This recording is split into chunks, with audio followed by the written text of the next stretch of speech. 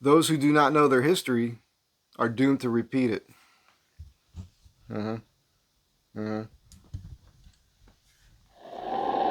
Design for Disaster. The story of the Bel Air conflagration.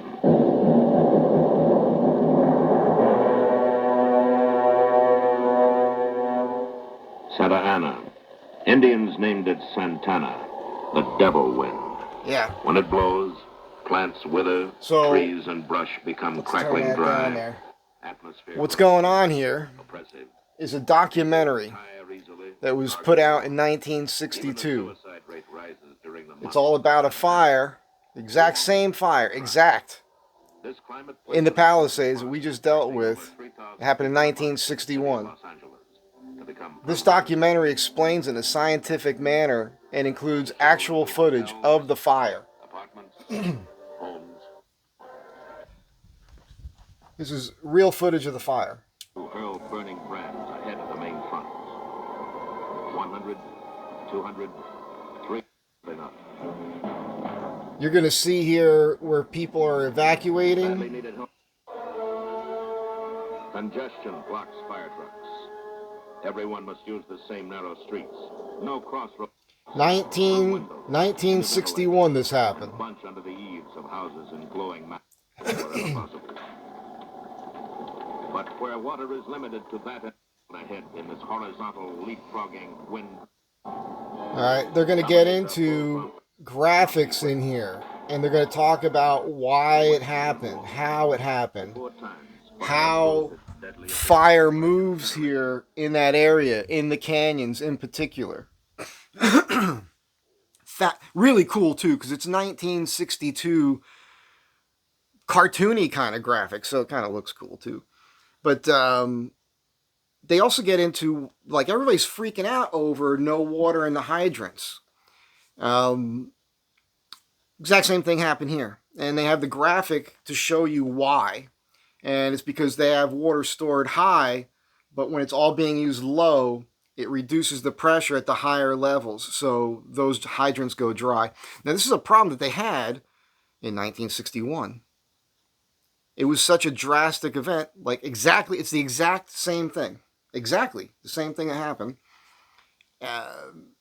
They've had over 50 years to correct this problem. The fact that the reservoir was empty is a big deal. Big part of the reason that was there was for this. And it talks about the solutions. And it also mentions in here that people came through in the 50s to point this out. The only reason why the LA Fire Department did as good of a job as they did in 1961 was because they had the information in the 1950s, and so were able to somewhat prepare for it. So, why am I making this video? Well, one, I'm going to put a link to that video here so you can see it and hopefully share it. And you have to understand, look, this is my thinking, but I'm just a dude. Men, I did a video, sometimes I talking about women in not a great way. I love women, I got a lot of great women friends, but the difference between men and women is women might want to talk about problems a lot. They are not always focused on the solutions. Men are focused on the solutions. So for me, I'm a solutions-based guy. That's why it's hard for me to listen to somebody complain over and over and over again, seemingly never making any changes so they don't have to complain about that particular issue anymore. It's frustrating. So look, this documentary should be required viewing for everybody in the political spectrum in California, from the governor to mayors to police and fire chiefs. If you're a fire chief, your job isn't necessarily the water supply, but you damn well better know about it and make sure you got enough and know how and nudge along other people, because it's your job to think about that proactively. You want to prevent it before it happens. This idea of dealing with something after it happens is stupid. So that's a problem. That's a problem. But everybody from the mayor to the governor to everybody, but it's not just the ones that are here now, it's the ones that came previously for not dealing with this situation, because the warning signs have always been there. And this gets to the complaining I do from time to time, even with the education system. You got people coming out of college today that are dumber than a rock. It's crazy. It's because there's no common sense is what I mean there. They don't teach you how to think anymore. They tell you what to think. And they got you focused on a lot of stuff that has nothing to do with the real world, the way it works, and how you have to function within it for yourself to get ahead and do well and to help others. So when these people get into political office and they're focused more on a bunch of ancillary nonsense, and when they are more concerned with getting reelected and cronyism and placating the people that funded their elections to get them in office in the first place. There's another documentary on here, an expose, let's say, on the water in California. It talks about the Resnicks and how they got a lot of the water here, I think it's back in the 80s or the 90s. I'll try to remember to find the link for that and link it in the description below as well. Because these things combined should turn a gear in your mind so that we all go, wait a second, this is old news. All the conspiracy theories, the water, and people thinking it's on purpose and everything else. This happened in 1961 without all the crap that's going on right now. If you want to believe that stuff, fine. Maybe some of it's even true. We really don't know. More than likely, what's going on is that the strong winds took down a power line, and that's what started the fires. And then the crazy Santa is what spread it. And the embers, the way they explain the way embers can go 200 yards or more and start another fire. That's a major jump. It's pretty wild. So, the things that people are saying, it really doesn't matter anyhow. It happened already. It happened now. It's going to happen again if you don't address it. And it's going to happen regardless. The thing is that we know how to try to stop it quicker. And I've talked about the idea with swimming pools. If you have a swimming pool in an area like this, prone to fires, then you should get yourself a little gas-powered pump. You don't want it. People have said you could use the pump. Swimming pools have pumps. Just tap into that. Well, if the power goes out, that ain't going to work anymore. So you need a separate pump with a hose to pull water out. You can run a system already on your house with sprinkler systems. And here's the thing. I've talked about this for over 10 years, but I recently did a video on that, and then people started sending me videos of people who did just that. And I know a guy personally, his name's Vladimir. This is an interesting guy, man. He lives right on Sunset Boulevard. I instantly thought of him. He married a woman I used to be real tight with. She's Greek. She used to live here. Stella! She's awesome. And she married a hell of a guy. This guy does everything. He was from Europe. He's a gymnast. He's a stuntman. He's a director. And did a lot of work on his house, and he shows you what he does. He flies a plane. He just did a video of himself. He's doing a 10-day fast. In the middle of a 10-day, no food, just water. Nothing but water. Halfway through it, the fire hits.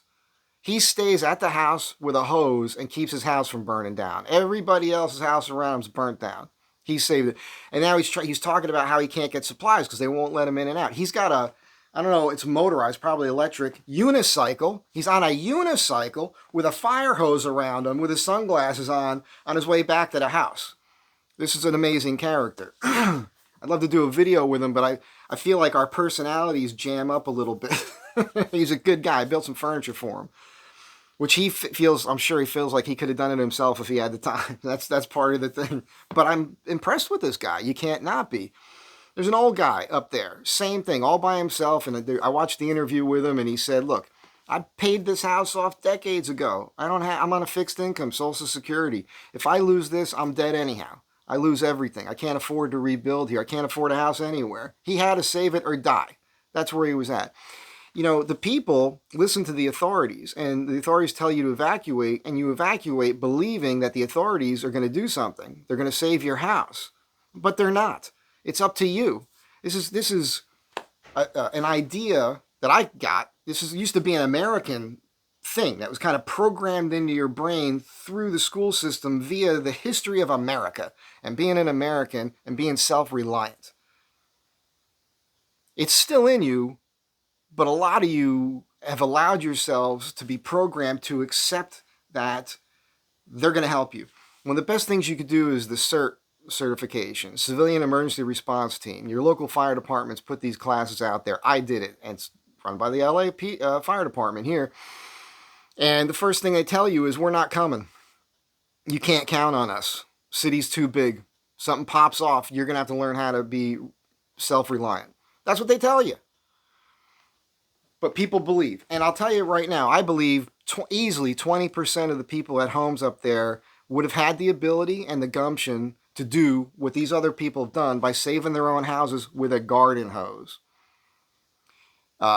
If they had thought that they could do it. And there'd be a lot less of it. And again, if you had this little system with a little pump, you know, and if you would put I think steel's better, but some steel pipes on your roof with holes drilled in it, run down with, you could run that so it keeps your roof wet. People go, oh, but the fire comes up underneath the eaves.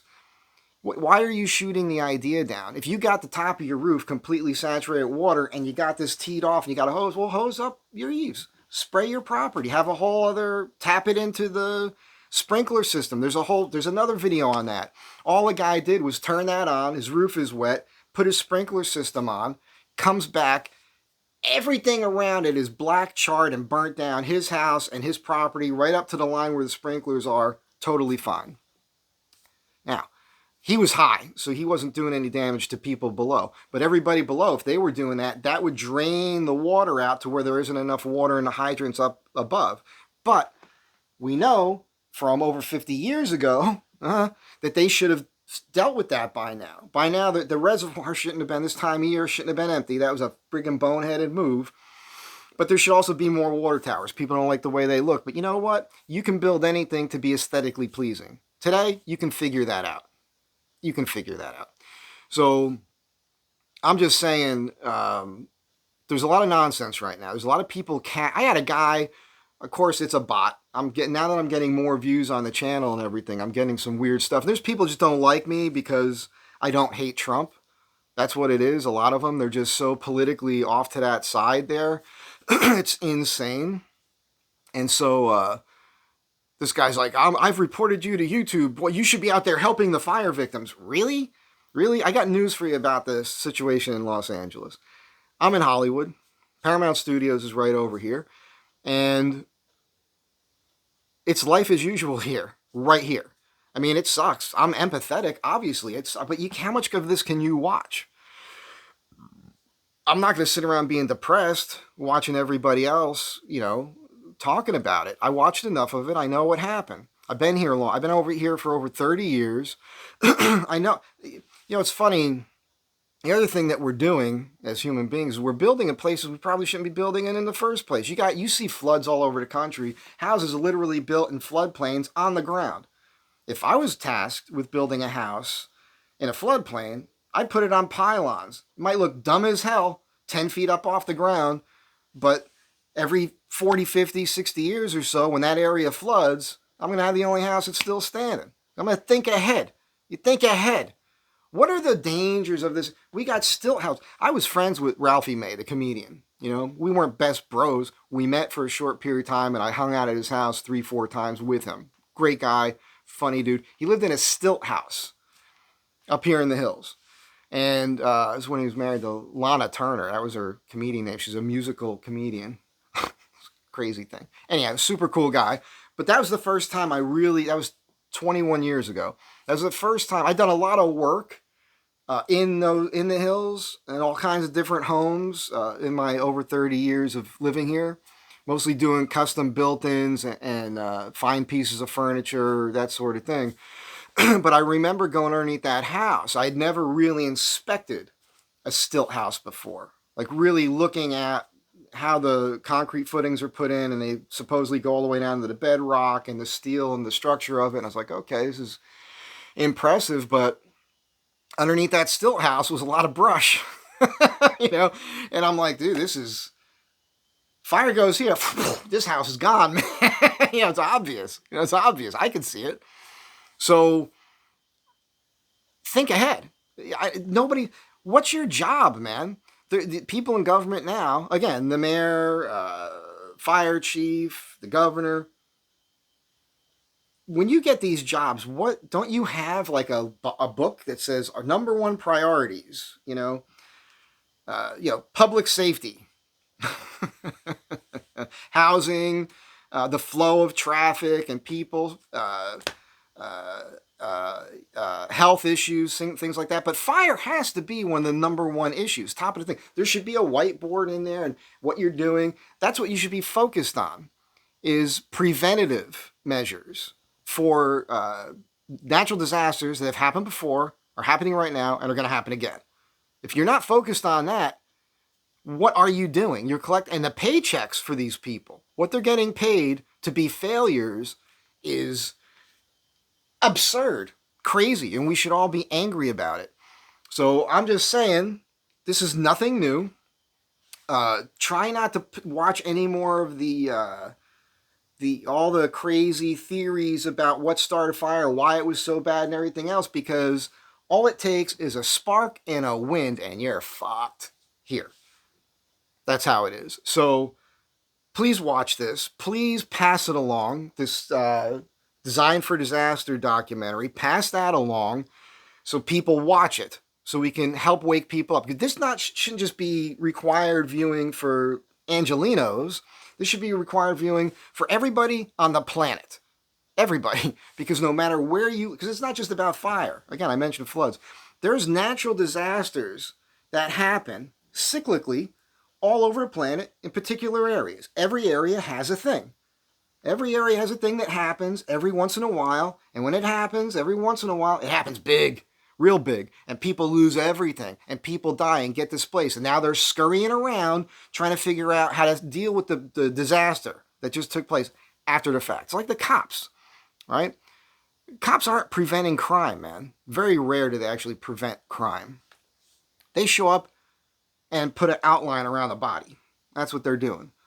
They don't not preventing the body from dying. They're dealing with it after the fact. So let's stop dealing with these things after the fact, and let's start being a little bit more proactive and keeping them from happening. Like recidivism. I just woke up, I haven't spoke yet today. Violent type people doing dumb things, arresting them, and then putting them back out on the street the same day, where they commit more crime. That's a problem, and fires. We know the fire's going to happen. We know the Santa Anas are here. There's a season for it. Every year. Every year. It's all right here. I'm done talking. You guys have a great day. Be kind to one another. Share this video. Tell your friends. And try to be good to one another. I'll catch you guys in the next one. A few roaring minutes, what families had taken years to acquire. 6,090 acres of blackened hills, canyons, and neighborhoods. Over 3,000